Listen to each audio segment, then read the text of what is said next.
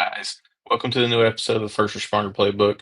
It is my pleasure to welcome my guest tonight, Dr. Matt Kutz, who is a PhD in global leadership, award-winning author, award-winning educator, researcher, and speaker. He's most excited about being a husband, dad, and grandpa. In his spare time, is insanely passionate about helping people gain perspective and overcome the adversity and uncertainty that life brings. He does that through helping others to develop an epic mindset and practice contextual intelligence and 3D thinking. Dr. Kutz, thanks for joining me tonight. Thanks for having me, Brent. Appreciate it. Yeah. So tell me, how did you go down the road of getting your PhD? Well, that's a long story. So I'm an athletic trainer. So my background is athletic training, sports medicine. In fact, work a lot with EMTs and paramedics. And I always really appreciate what you do when we collaborate together, especially on the sports field. The transporting injured athletes and stuff is something we always take very seriously. And it's been a pleasure for me over the years. And it was in that space, actually, that I was working and teaching in an athletic training program. And I've always was a fan of leadership and always studied leadership and knew of it. My dad was a huge Civil War nerd, recreating the scenes and always reading about this general strategy or that major strat or whatever. And so I just always liked leadership. So when the opportunity came for me to have to get a terminal degree to stay in my faculty job that I was in, otherwise I would be booted out, I decided, well, let's go with leadership and see where that takes me. And boy, has that been quite a wild ride. It's been a lot of fun. How was the process of actually getting it? A lot of long nights, or was it not too bad for you? A lot of long nights, a lot of arguments with the wife who didn't see the vision as I saw it, so to speak. She's happy now, but those days were, and I'm the brilliant as I am. I decided to start a PhD program in a brand new community, in a brand new town with a brand new baby. So that was tough. Yeah, a lot of long nights because I also was working full time at the time. So I had a lot of people getting PhDs, stop working, become a graduate assistant, work full time with their mentor. And I couldn't afford to do that. So I had to work full time and take classes as I could towards that. And so, yeah, a lot of long nights for sure. Yeah, I understand the struggle. I've got a year left, and I've been working full time the whole time, so Yeah. I'm ready to be done. What are you working yours on? Strategic leadership. So, Awesome. Yeah. with a concentration in coaching. So, Okay. Awesome. I actually was going to touch on this, but I'm really interested in your intelligence profile because I'm very big on assessments, and Okay. so I think that's awesome. So how did you go down the road of wanting to do athletic training? You did that full time, then you started working on your PhD. Did you stick with that, or what happened after the PhD? Yeah. So I was a professor. I was working that full-time job. I was working clinical work as well as teaching. I was a part-time faculty working with the athletics department as well as teaching courses. And once I finished that PhD, I went full-time into as a faculty member teaching in an athletic training program. And now I teach in a DAT program, a doctor of athletic training program. So athletic training has really grown over the years and become a very viable and relevant healthcare profession to now we have advanced practice doctorates in athletic training. And I teach in one of those programs at Florida International University in Miami. And what's neat about that is our particular Doctor of Athletic Training program focuses exclusively on leadership, global mindset, things like that. Because as you know, in any healthcare clinical type field or discipline, we don't get a lot of leadership management type of education, maybe a course, maybe a module or two, but most of what we do, and for good reason, is clinically oriented. It's the anatomy, the emergency action plans, all those kinds of things, which obviously we need to do our job well. But once you're out there practicing, we realize, hey, there's a lot of leadership stuff that we need, strategic thinking, strategic planning, assessments, where do we fit, how do we contribute, how's the team dynamic working, what can we do to do that, and all those things can be influenced by how we think, how we decide, and that's what's been a lot of fun for me and something that I've always loved. Yeah, that's awesome, and I think that a lot of disciplines probably need more leadership focus in their practice of their discipline, because you don't see that very often until you want to go get a master's or something. Exactly. And Yeah, we relegate that normally to like the advanced practice. You'll learn it later, kind of thing, and it's a shame because it needs to happen sooner. I totally agree. yeah, because I mean, you think about it. I mean, I'll just use criminal justice for example. Is that everybody does all their criminal justice stuff with a bachelor's degree, and then you expect them to come in and work their way up through the profession, and then, well, then what do you expect them to do when they want to promote up?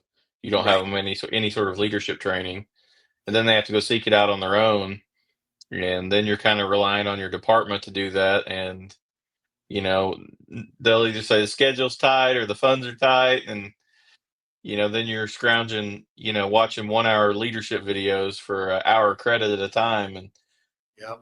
it's just it's not a good practice. And I wish they'd start implementing that on a little bit lower level, Right. and just expand on it if you want to do your master's or doctorate. But I can be a dreamer, I I guess. do. It sounds like we're living in the same world, anyways. That's for Yep. sure, because that's really how it works. Yep. So let's talk about your book, Becoming Epic. Yeah. How can we apply that to first responders? Yeah, so great question. So a little bit of background on the book is the idea behind becoming epic is my solution for what I consider mediocrity. And I think mediocrity is a major obstacle to anybody in any profession, in any industry. Those of us in the healthcare space, and in your situation, the emergency healthcare space, when literally lives are on the line, life or death decisions are being made all the time, then it's important that you act epically, that you understand what that looks like and how that is. So mediocrity is your enemy. So we want to do the things that get us over and around mediocrity. And for me, that means practicing what I call 4 leadership maxims. Those 4 leadership maxims are the acronym for EPIC. So the first one is excellent. We have to be excellent in everything that we do as first responders, as athletic trainers, as wherever you're at, as a manager in a nursing department, or it doesn't matter where you're at. We need to be excellent, and that needs to be our track record. That needs to be what we are recognized and known for. And then beyond excellence, then we also need to be perceptive. And being perceptive for me is about noticing the things that other people don't notice. And in emergency care, for sure, that's a huge one. I mean, the standard basic for anybody who's taken just a basic CPR class, the first thing you have to do is make sure the scene is safe, right? So you have those situations going on, and that's noticing the things that you're supposed to notice and noticing the things that other people might not notice. That's what gets people in trouble. They run into a scene really quick and they don't realize that the danger they're putting themselves in before they check that scene, so to speak. So on that example, I think that speaks really well. But then also just in life in general, we have to learn to perceive the things and recognize the things that other people just aren't paying attention to. Leaders have to be good at that. So that leads us into our third maxim, epic maxim, that's inspiration and being inspired. For me, that happens two ways. First thing is, we as leaders need to know how to inspire ourselves, and especially in situations where you're constantly dealing with high stress situations like emergency care, emergency physicians, emergency nurses, athletic trainers, and in those immediate sports contacts. We can get subject to burnout very quickly. And I know in my profession, there's quite a litany of research on burnout in athletic training. And I also just know that there's also a lot of research in burnout and healthcare in particular because of those stressful situations. You can't get away from it. You're rehearsing and rehashing what should have happened, what didn't happen, things like that often. And that can lead to a lot of burnout. And because of that, we need to learn the science of learning how to find inspiration from within instead of always having to retreat. It's an important skill set. But then also the other part of inspiration is we as leaders need to know how to inspire others. So for me, that's a two-way maxim is I have to learn to cultivate inspiration that I have residing within me. Now that's unpacking quite a bit there, but we all need to learn to look in and see what's there that can cause us inspiration, because it is there, but oftentimes we neglect cultivating that. It becomes difficult.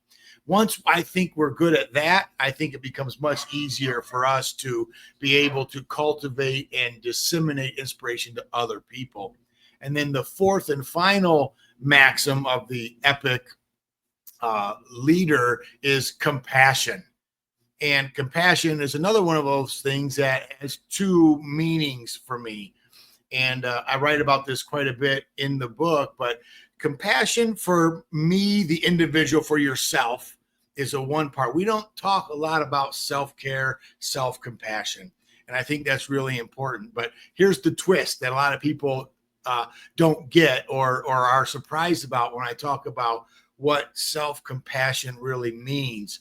And to do that, if you'll just allow me a minute here, just to unpack kind of the word compassion itself. It's actually two words put together: com, which is Latin for alongside of or with, and then passion, and that which is the traditional word that we understand. Now, what's interesting about passion in our society and culture today, we have twisted the meaning of it to mean something that excites you, right? Something that you're excited about. Hey, I'm passionate about being a foodie. I'm passionate about poetry. I'm passionate about sports, whatever it might be.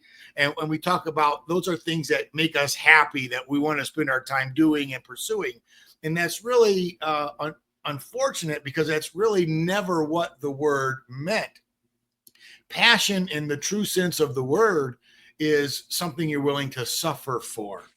And, around here in the United States anyways, we talk at Easter time, there's movies and there's different things coming out called The Passion of the Christ, right?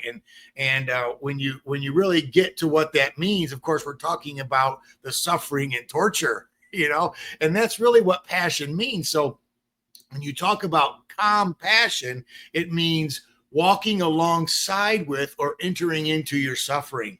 And how that plays out for self-care is we have to learn to do the hard thing. And so a leader who is compassionate does the hard thing. They do the difficult thing. You asked me earlier about the PhD and the journey with that and the late nights and all that. That's definitely a hard thing. You know that. You're in a doctoral program as well.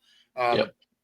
Doing anything worth having, working on your relationship, for example, with your partner, with your spouse. I mean, it takes effort. It takes work. You've got to do the hard thing to grow as a leader, to learn your skills that you need to learn. You've got to do the hard thing. Stay diligent, stay faithful, keep learning, keep pursuing, health, same thing. Got to exercise, got to eat right. Don't want to. You got to do the hard thing.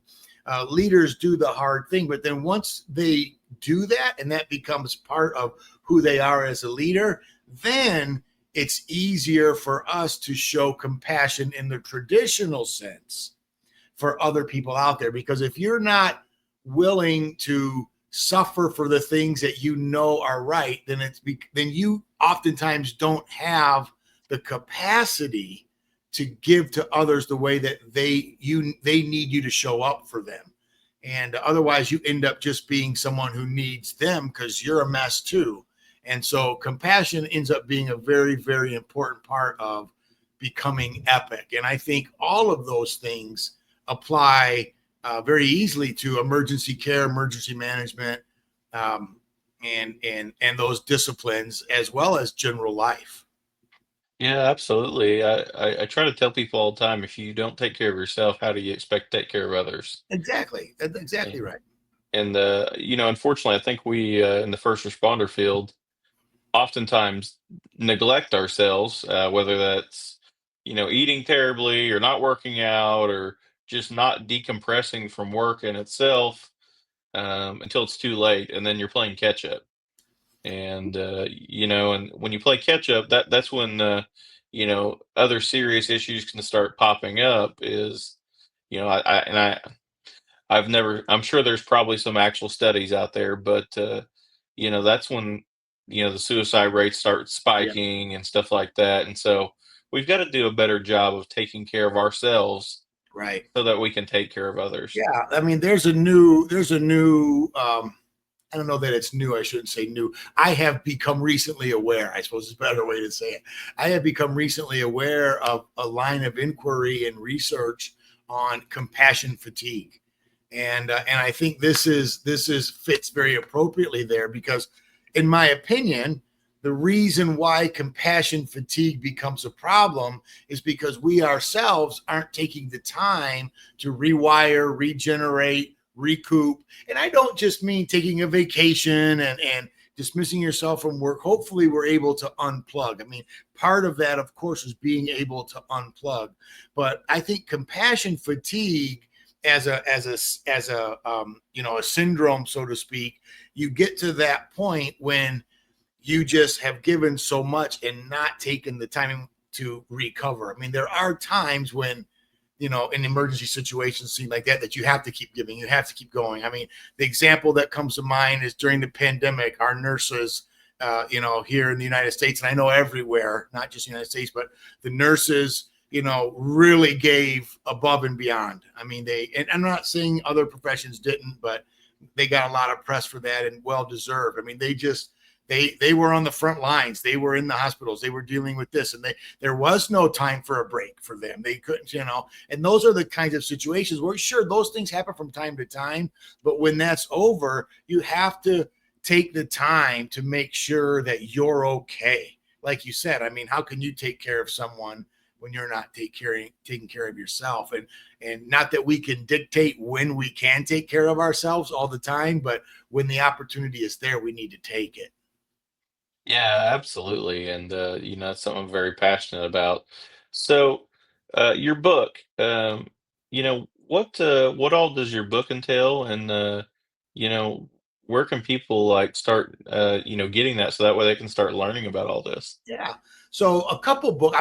I'll talk about the one we're talking about is Becoming Epic. And the subtitle is How Excellence, Perception, Inspiration, and Compassion is a Remedy for Mediocrity. And I wrote that book after my own, bad news. I got some really bad news a couple years ago about having prostate cancer and all those kinds of things. And I went through my own, emotional time there. And it was during my radiation that I took the time. I had 40 days of radiation, which I had to do every day, same time, had to cancel a bunch of things and all that stuff that goes with that. And I didn't want to let myself get discouraged because it's really easy to sit at home for 40 days and the only thing you're doing is waiting to go to your next radiation treatment. I mean, that can be a real issue.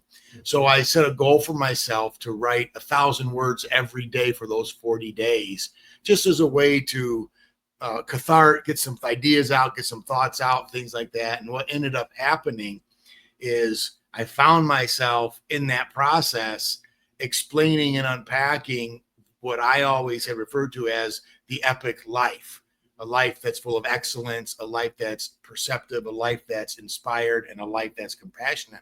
And I started writing that out. And for me, it was always just a little moniker, a little thing that I use to just, inspire my kids or my wife. Remember, be epic today. But I never really thought about it beyond that. What had happened during those 40 days is I expanded that and I actually unpacked, okay, what does it mean to be excellent?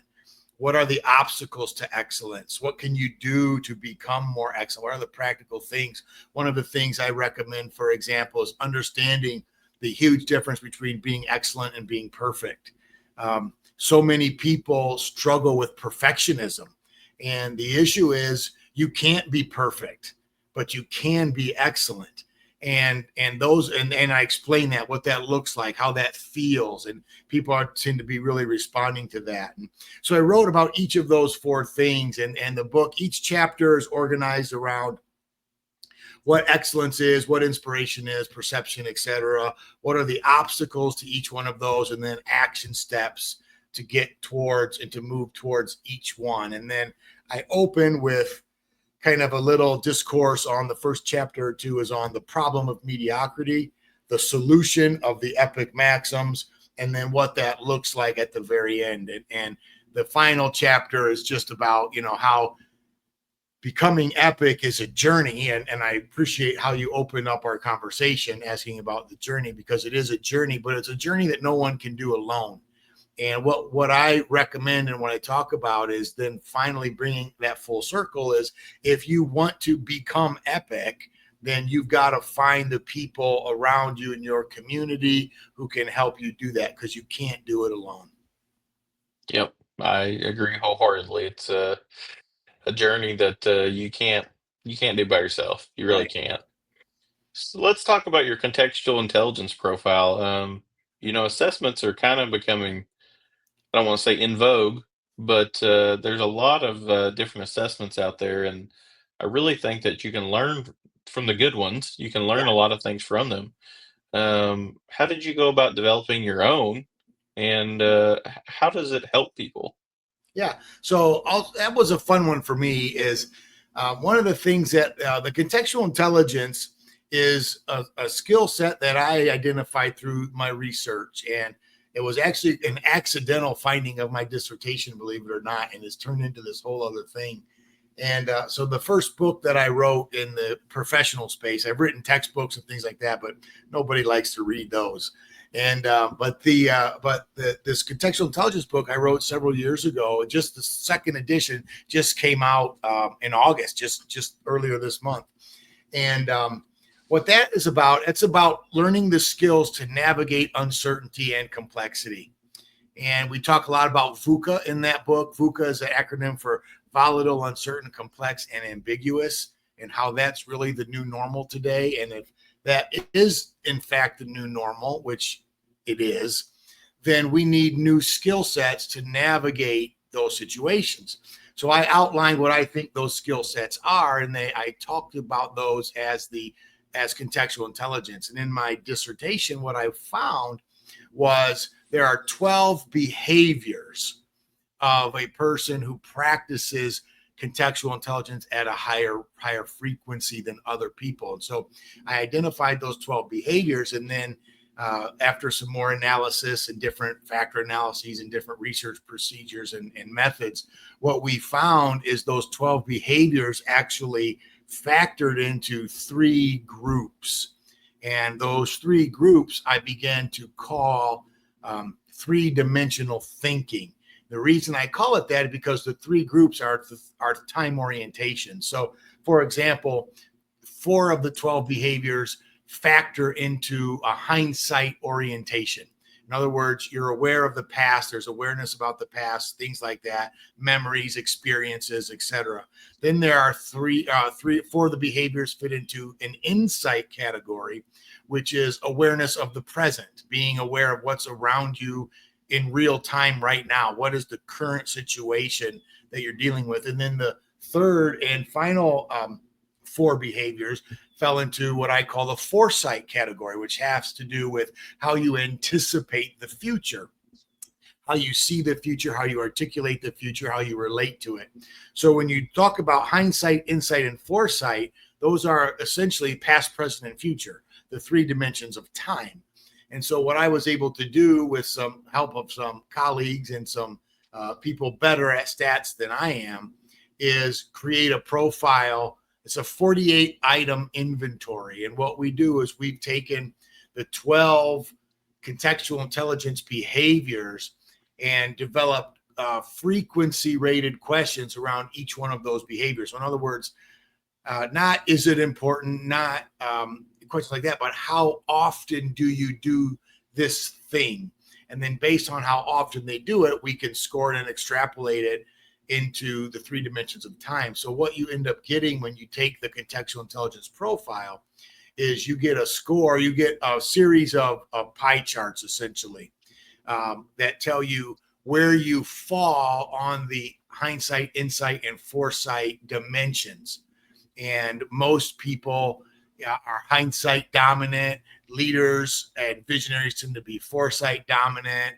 And then there are people who are also insight dominant. And what we use that for is for team development, program development, what members of a team do you need? What is your current team status? I mean, because you find people like to surround themselves with people who are like them. So we have a lot of people who are managers or executives in an organization, and we find that they're all foresight dominant. And what they have, and they wonder why things aren't clicking or things aren't working, or why there might be tension with one particular outsider on their management team. And what we find out is, we've got 4 foresight dominant thinkers and 1 hindsight dominant thinker. And this person's always bringing up what didn't work, why it didn't work, why we can't do it again. And everybody else is always thinking about, well, let's try this and let's try that. And so it really helps explain the team dynamic, but then it also gives you a little bit of insight into how you make decisions and handle stress, because you'll default to whatever that preference is. I'm a dreamer or I'm a realist. Dreamers are foresight dominant. Stress comes, they just start fantasizing about a different future, and they ignore the present moment, the insight factor. And so it helps us do that. And then once we find that someone is low in a particular 3D category, then we can look even more deeply, because we're ranking them on how they practice each of the behaviors. So we can identify a particular behavior that they're low on. It's like, well, why you're low on insight is because you don't do this behavior frequently enough. So we can do some coaching and some leadership development in that space by coaching up this particular behavior to bring them more, have more insight, for example, or whichever area they might be low in. I love that. How can somebody, like, if they're interested in doing that, how can they take the assessment? Yeah. So the best place is just go to my website, and which is MatthewKutz.com, and Kutz is spelled Kutz. So at MatthewKutz.com, there's a space on there for the inventory, and it just sends you to an email, because there's a cost to it. So you just it'll take you to the page. It'll explain it. There's a little video there to watch how it works, all that, and then you just shoot me an email. I create a code for you, and I just send you the code. You take the assessment, and you get an 8-page customized PDF immediately that tells you, here's what you're high in, here's what you're low in, here's the common behaviors that would lead to this, and here's behaviors you need to work on. And it's pretty neat. It's a lot of fun. That's awesome. When you started going down the journey of writing a book, and looking at your website, you've written several books. Mm-hmm. What was the journey like in writing the book? I know you said the leadership one was during your cancer diagnosis, but I feel like a lot of times, especially, there's a lot of people out there with stories to tell, Yeah. but they're so afraid of taking that step of writing the book. It's so Um, intimidating. Yeah, I totally agree. Same was for me, because the first thing you begin to tell yourself or hear is the imposter syndrome sets in, right? It's like, I'm not qualified to do this. I'm not you think about all these award-winning New York Times best-selling authors. You're like, I can't do that, and so we suffer from imposter syndrome, and we begin to feel like we're not worthy, we don't have the skills, our story's really not that interesting after all, and so we've got to first get over that negative self-talk. That's huge, because like you just said, everyone does have a story, and there are ways to learn to tell stories. And this is what's beautiful about publishing today. Now, this might not have been true 100 years ago, but today it certainly is true, is that there is an incredible amount of help for you to learn how to write, learn how editors and all these different people. Now, obviously, those aren't free. So there's the other big thing that a lot of authors don't realize is it's an expense. It's definitely an expense, especially if you want a quality product. I mean, you can just write something and get it out there. You can use Create Space or all these free publisher things and all that. And that might be what you want. And that's fine if that's your goal. But if you're actually wanting to influence and make an impact, then there are other costs to that of just getting over that initial fear. But having people critique your work, which is incredibly difficult, because here now you have your heart and soul into a project. You think you've just told your story as best you can tell it, and then so you give it to an editor, or you have somebody read it who wants to help you polish it. Their goal is to really help you, but they come back and say, yeah, cut out chapter 13, like all of it, like the whole chapter. I mean, I worked really hard on that chapter. That happened to me in my epic book. My editor came back and said, yeah, you got all this is great, but I think you should take out chapter 19 entirely. It's like, wait a second. I mean, and so you've got to take that advice. And then we're like, well, never mind. I'm not going to use it. You don't know what I'm talking about. And you really go through that battle. It really is a process. And then when it's done and you have it, then you've got to, how do I get it out? How do I tell people about it? And I can't go on TV. I can't do podcasts. I can't, I'm not, and so that's a lot of work. And there's a lot of stuff that goes into it. But I will say this, it is incredibly rewarding. And having done it several times myself, I can tell you that when it's done, it's worth it. It's worth it. When you've done all of it, you can sit back and you can have something to be proud of. But there are definitely things that you need to learn along the way. And for me, it was, letting people critique your work is hard. Turning it over, trusting someone else is hard. Getting past that imposter syndrome of like, why do I even think I can do this is difficult. But that's why, again, surrounding yourself with good people is important. I love that. I'm starting this new thing where I wrap up on a secret question for everybody. Okay. Um, but I want everybody, you told everybody the website. If you'll give everybody the website again, and just so that way they can check you out for your speaking, podcast appearances, books, wherever they, your intelligence assessment. Tell them again where they can get all this, so that way, we can start spreading the good word of changing this leadership culture in the world. Yeah. So the website is just MatthewKutz.com. And again, Matthew is with 2 T's and Kutz is the last name, all one, MatthewKutz.com. I have a second website that's put up for prostate cancer awareness and education. That's battleforthebulge.com.